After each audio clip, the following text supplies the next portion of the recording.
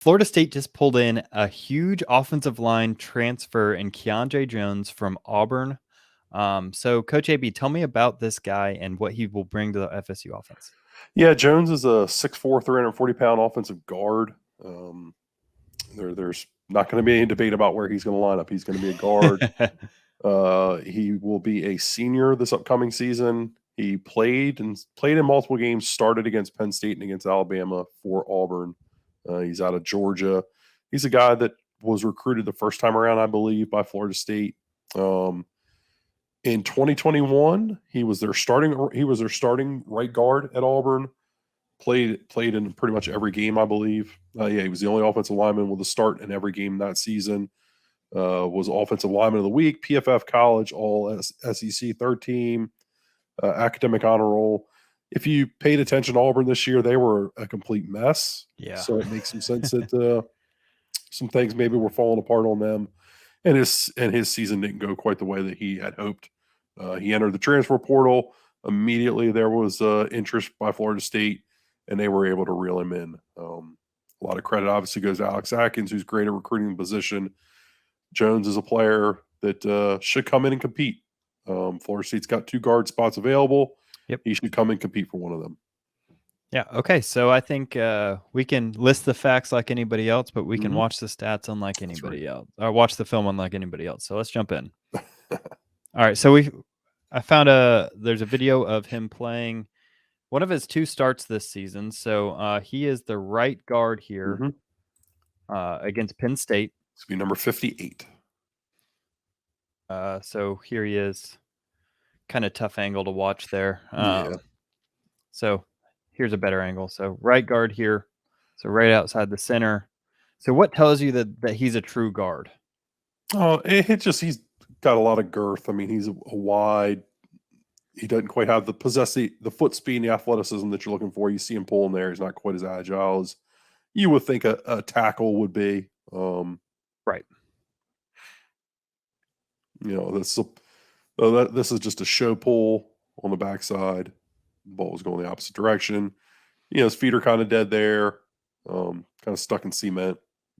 Yeah, I think what stands out initially about him, and something that you have to like from a Florida State perspective, is just he's got game ready size.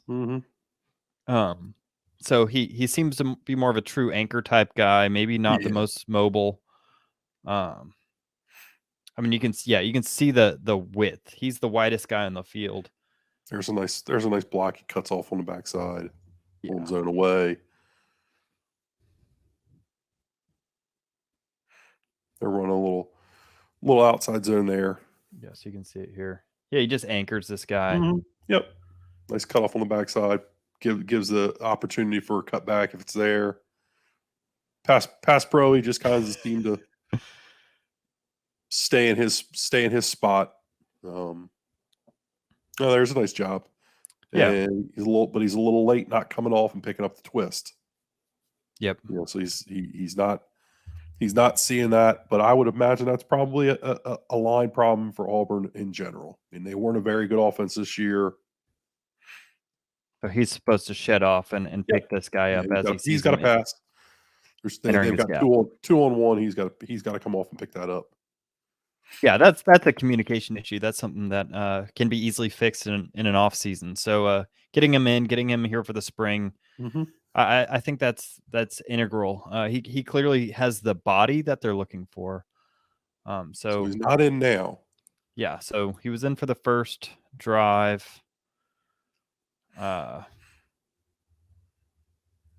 He's currently not in, so we're gonna kind of skip ahead to the next drive.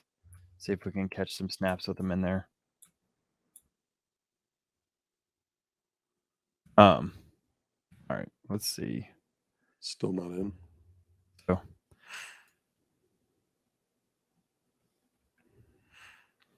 yeah, I think Auburn kind of went away from him for a second here. Their backup right guard just kind of got blown up.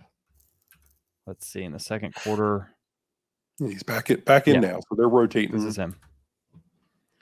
He looks a little heavy to me. I think he kind of has. Is this a Jazz Turnentine situation? Jazz was clearly a little overweight at South Carolina. came to Florida State in better shape, played better than he had. Jones has shown that he's got a little higher ceiling than Jazz did. So can he get his weight down, get in a little better game shape, and be a better player for you? I think it's probably a risk worth taking. Right. When you need bodies, I think they're trying to kind of address the offensive line problem with bodies. This guy's, I mean, he's started an SEC season. He had a very good 2021. Yeah, and I think I agree with you. He probably came into this season a little bit out of shape, and that's something that Coach Storms has been able to turn around. So I'll say again, look at this offense. And they're a mess. They're pretty bad. They can't get out of their own way. Here he is. He picks up this. Yeah, he handles this well. Keeps his balance well. He looks a little chunky there. He looks a little overweight, in my opinion. Yeah, I think that's a fair comment. And I think Jazz is the perfect analogy of, this guy probably has a higher ceiling than Jazz, but you just love to see someone who has SEC game reps. There's kind of what we're talking about in his ceiling. I think he does a good job here. Yeah. Fires off the ball. He's got one-on-one on a defensive tackle, and he just kind of stands him up. So I don't know. I think. Oh, here's another good angle. Yeah, there he is. Yeah, that's a nice job.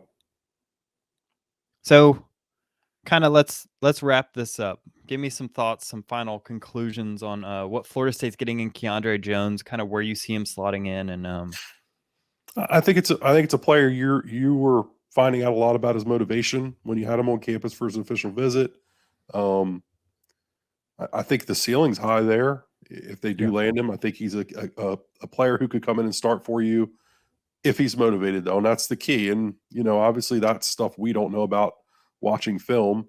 It seems pretty clear that maybe he was not as invested this year as possible. So those are answers that the staff's going to have to get, and they're going to have to find out before they, sign off on taking. Obviously they sign off on taking him, but sign off on him taking that next step of becoming a starter or whatever, or pushing for that. They've shown that they're going to tough love guys, though, so they're not going to come in and just give anything away. I think it's a good take. I think he's got potential to be a solid player for them. He seems to fit what they want to do. They don't always pull guards on their counter trey stuff. Not sure how much. I'm sure they're going to run some of it, but maybe it finds its way out of the playbook a little bit with some of these massive tight ends that they're bringing in. So we'll see how he fits. I think you slim him down a little bit and see what you got. Yeah, I think I agree with you. I think it's hard to kind of tell based off this film.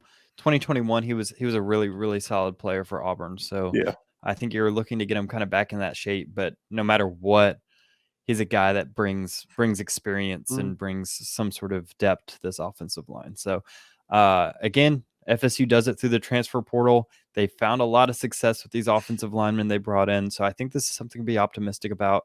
And we'll see when they bring in another one soon. Make sure to like and subscribe to this channel, to Knowles 247, where they're giving recruiting updates all the time. And check us out over on the Knowles 247 website, where we're constantly on the boards giving our thoughts. And you can get the best insider information in the biz.